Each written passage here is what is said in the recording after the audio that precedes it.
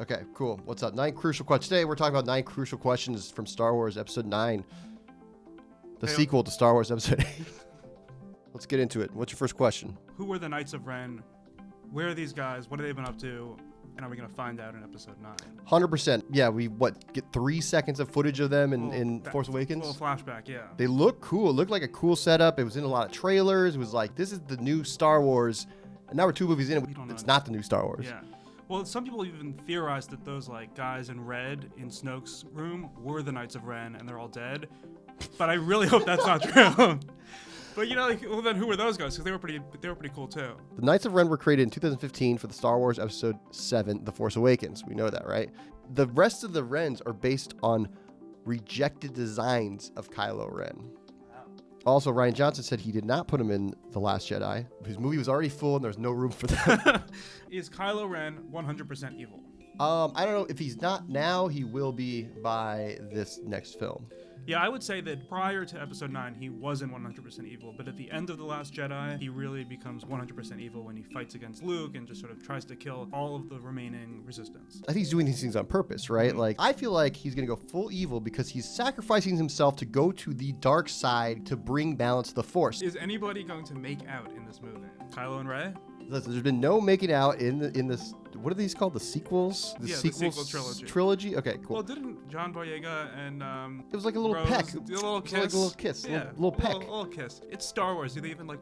I guess in the prequels they made out. Yeah, 100%. Like there was the craziest thing when Leia makes out with Luke. Like makes out with him. She really laid one on him. Like just lays one out of them. Han Solo just making out with chicks. Like just left and right. And then in the prequels, Anakin and Padme, they definitely made out. Poe and Finn. Yeah, making out. Because like that could be the twist, right?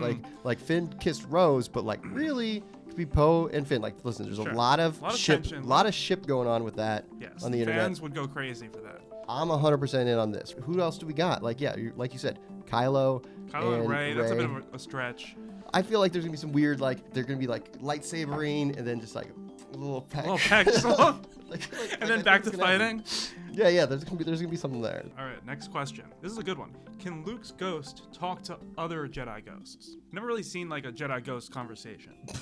I want to know where like the Force ghosts. Like there has to be like some new Force like world that we don't know about, like where the Force ghosts hang out. Yes, they definitely got to talk to each other. We saw them standing next to each other and like acknowledging each other in the third one, Return of the Jedi. They acknowledge each other. I thought that was like one of the weirdest things of how they replaced Hayden Christensen. Yo, that's a question I have. Hayden Christensen Force Ghost, is that coming back? God, I hope not. But there is a rumor that there's going to be a Vader Force Ghost. This is a big one. So maybe we got like Vader Force Ghost just hanging out with an Obi-Wan Force Ghost. Yoda's there. Just like Vader and Luke are hanging out in the Force heaven. I feel like we're definitely going to get some Force Ghosts. And I'm curious to find out whether they can talk to each other and what they do in their spare time. I don't think we're going to get the answer to what they do in their spare time, but we'll definitely see them talk to each other.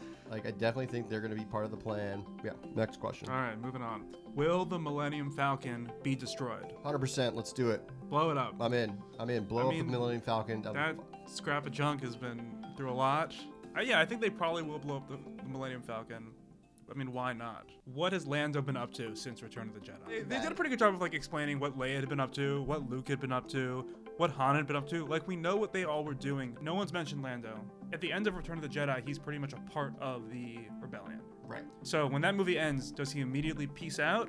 Or does he stick around? Does he help build out the new society? Probably just like living off the grid. Yep, and he'll come back in like some really cool cameo. Like I think what's gonna happen is like I keep on thinking there's gonna be moments, and Jada does this stuff where it's just like, oh, the characters are like in some weird situation, they can't get out. How are they gonna get out? And then freaking Lando shows up in the costume he's wearing in Return of the Jedi. He's got a cape, obviously. Yeah, remember he like comes in like saves him the last time. Yeah, it's gonna be a mirror of what happened in Return of the Jedi. Question. Are Rey's parents really dead? Yes, they are. They are dead. I honestly like what Rian Johnson did with this whole thing. It's just like no one cares. Like they were nobody. I mean, there were some pretty rad theories. Like what? One of my favorites was that Rey was a clone of the Emperor. Ooh, like that.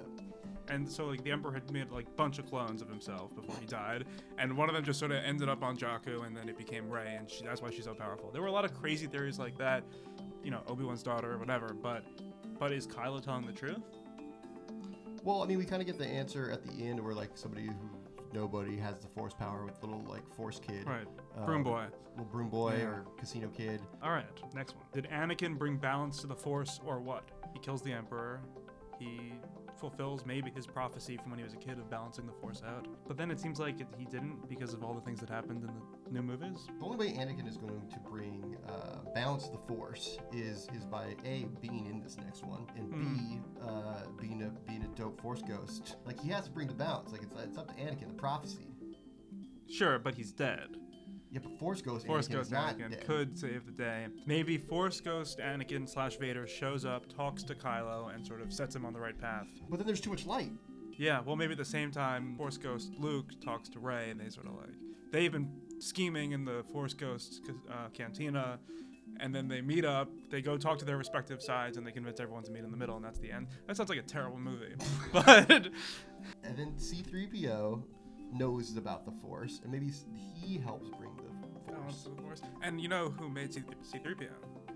Anakin. Anthony Daniels. No, Anakin. Anakin. So there you go. It all comes full circle. So I think what we sort of have decided is, based on everything that happens in the first 6 movies, and then what we saw in the new movies, it's pretty clear that he didn't balance the Force by the end of Return of the Jedi, because shit kept happening afterwards. But maybe there's a way that he can still find a way to balance the Force at the end of Episode 9, either as a ghost or somehow because he created C-3PO, and C-3PO is the key to everything, which I would love if that was how the movie ends up.